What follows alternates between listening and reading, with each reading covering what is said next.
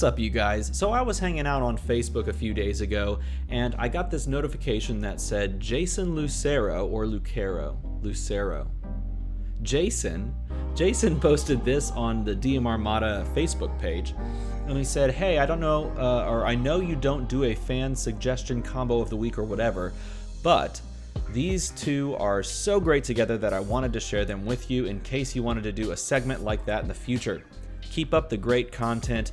Thanks with an X. Probably the most fun way to spell thanks. I think that this is a really cool idea, so Jason, you will be the very first to start us off.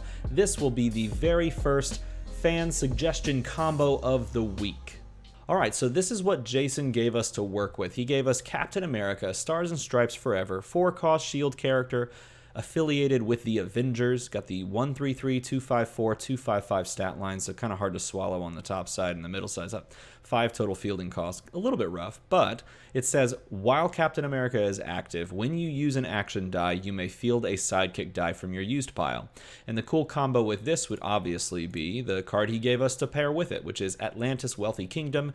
If you don't know this card, it's really popular, it's really cool, it's sort of pioneered the Fish Slap team. If you don't know what it is, it's a 2-drop shield action that says when you field a sidekick character die, draw 2 dice and roll them until the end of the turn. And essentially this creates a game state wherein anytime you field a sidekick character die, then you get to draw 2 dice and roll them.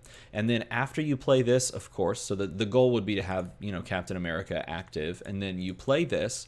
Once you've resolved and created that game state wherein you roll 2 dice when you field a sidekick, you trigger Captain America's ability, and because he's active, then you used that action die, you field a sidekick from your used pile. So essentially, this basically is a 2-card combo that automatically activates Atlantis Wealthy Kingdom as long as you have a sidekick in your used pile, and that's an important thing. So it's a really cool combo, and again, we could just very easily make a Fish Slap team where you just slot this on. Let me move my keyboard. Here we go. You just slot this on to, this single Captain America onto the world's Fish Slap teams that people ran, and you call it a day. But we're not going to do that. We're going to try something just a teensy bit different, okay? Because I like being a little bit different.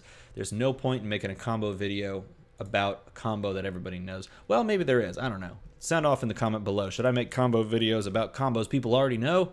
I guess that would be more like a deck tech, wouldn't it? So, number 1, I guess the real question is, what are we going to be buying, or how are we going to be winning the game? How are we going to leverage this rolling dice and this trigger on the rolling dice to win the game? Well, my first big guess would be that we would want to just flood the board like a Fish Slap team, and a lot of people will then just naturally go, well, you just get Wong, and you just grab that 2-cost. That's an ally and fast. And again, because it's an ally is a keyword that means it's a sidekick in the field zone. When you field it after it comes down, it's considered a sidekick. You'll draw and roll 2. So you kind of trigger off that. But I don't want to just play the 2-cost. The 2-cost is probably strictly better than these other two. I like this one. And the reason I like this one is because it gives my other sidekicks a buff. And I think that's really cool. I've always liked this one. I've always liked this one more than the 2-cost, in fact, but I just enjoy it deep down. I'm not saying it's better. I'm just saying I like it better. So obviously we're going to want to use like Atlantis and Wong to, get this little cycle going. But he is a 3-cost, so he is a little bit more expensive than the 2-cost version. So we have to think about how we're going to, have the economy for buying a bunch of 3-costs. Because we do want to run a lot of him, right? Like 4 of them. Probably like 2 captains and, I don't know, 2, maybe 3 Atlantises. Probably just 2, but we'll do 3. No, we'll do 2. No, whatever. So other allies is another thing to think about, ally. And then you kind of scroll through and you look, okay, Jane Foster's, no. Sword Agent's kind of interesting. Like this one. He becomes a 3-2 or 4-2 with his ability, a 5-3 technically, a 2-drop 5-3. That's kind of cool. That's interesting. Keep that one in the mind. Howard Stark. At the start of your turn, sacrifice this character die. If you do, other character dice you control get +2 attack. Huh. Okay. That seems spicy. Let's do that. Is that any better than the sword agent? No, the sword agent is probably strictly better, but this is too hilarious. Now, it is important to note this is at the start of your turn, which means it's on your turn, which means when you sacrifice it, it does not go to used. It goes to the whatever zone, the transition zone. Why did I blank on that? It goes to the transition zone. So this won't cycle when you fire it off and then you field it back up with Atlantis. But the fact that you can pop one of your guys who's max level like a 3/4 to give everything +2 attack, so all of your sidekicks that you fielded become 3/1s, and then 4/2s with this. That's pretty cool. So rather than just worrying about fielding allies for the win, I think we're gonna focus on like fielding crazy amounts of sidekicks for the win. Okay, but we have to be able to buy these. These are both 3-drops, aren't they? Oh, I know what's good for 3-drops. I know. Everybody knows. Okay, so there was an article on DM North about Atlantis paired with Yawning Portal, and that's what I wanted to mess around with before the set dropped. I kind of wanted to put these together, but I never got a chance to. And they said it was crazy, and it looks crazy, and it seems like it'd be crazy. And the fact that I can also do Yawning Portal, Captain America, field a sidekick off Captain America, everything's already 1 cheaper. This is sort of an auto trigger for Yawning Portal, which is also really cool. You don't have to run like Professor X with it, so that's going on the team. Okay, so one thing I do see that's an issue, if we don't have anything in the field because we've triggered like a bag refill with Atlantis, then Captain America does nothing. So like create food and water allows us, if our bag is full and we haven't like managed it properly, allows us to possibly put a sidekick in the used pile by paying the 1 and then drawing a die from your bag. You put it in the used if you don't want it. So that's a possibility. I think that's a good fit. Kind of allows us to churn a little bit too. We have 2 actions that we're rolling for. Looks like we need like a 2-drop as well. Oh, you know what we need? We need Supreme Intelligence. I think Supreme Intelligence is stupidly good with this and with this. And the fact that they're both on the same team means you want this. So you're going to pay the 2 generic there to prep over Atlantis or prep over Yawning Portal so that you can use it again. You can line those up however you wish, which is, I think is kind of cool.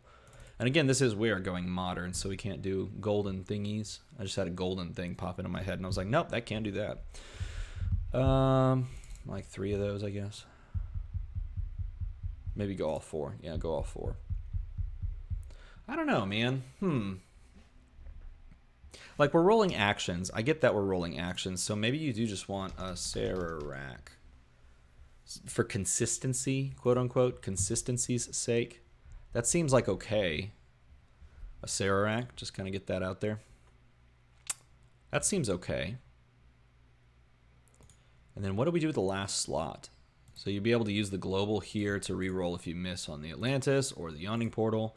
If you miss on both during the same roll, you can pick which one is more utilitarian or easy to use, and you just roll that one. Okay, so we need like a 2-drop. Okay, like a 2-drop. And it doesn't even have to be an ally. It could just be a 2-drop, like a good 2-drop.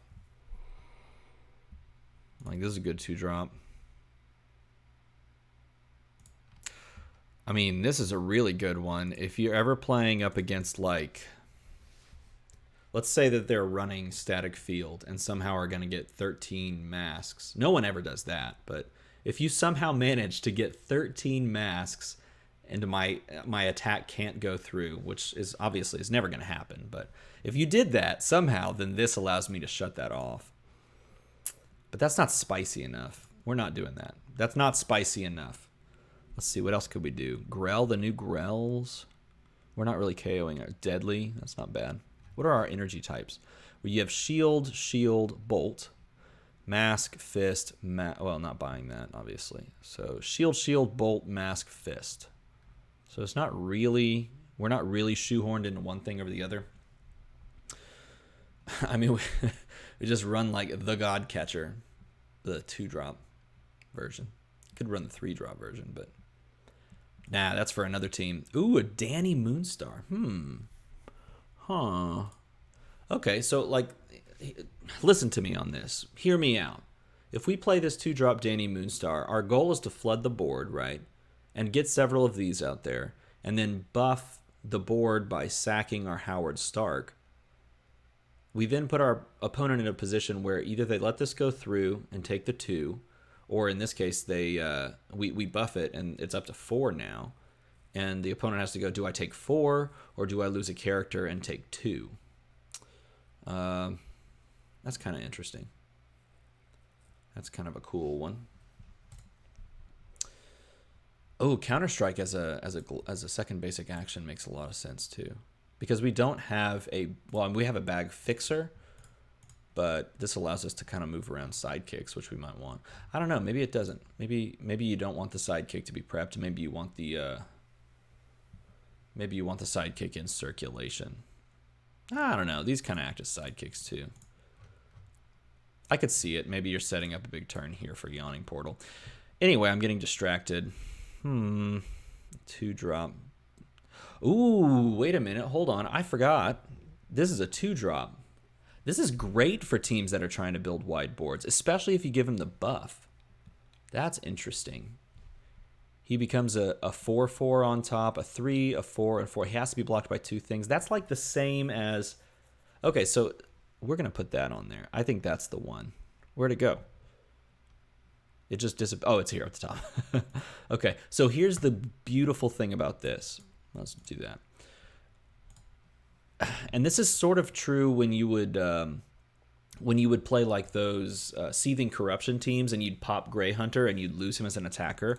When you're doing some sort of a combo-y thing, when you lose one of your characters to make other characters better, there's sort of this like balancing act where you lost some attack and you gained some attack. So you oftentimes want to try and, especially when you're going like wide board, you want to try and gain some of that attack back, right? Because if they have 8 blockers and you have 8 attackers and you use this to sack him and now you have 7 attackers, well, those 7 attackers, it doesn't matter if they're strong or they're not getting through.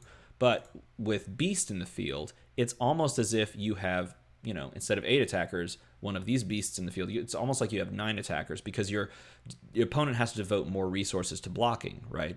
So this makes a ton of sense. Uh-oh, I'm making sounds. No, people are talking to me. What if I close that and close that? Then they won't talk to me. I like this. Did we already finish the team? Oh my goodness, we finished that so fast. All right, so things that seem suspect to me on this. I put this on here because it's spicy, and I like that. I like the spice of this. I put this on here because I like the 3-drop idea instead of just running the one that everyone runs, and it makes your sidekicks better. Either of those, maybe you swap out if you want to make this a lot better.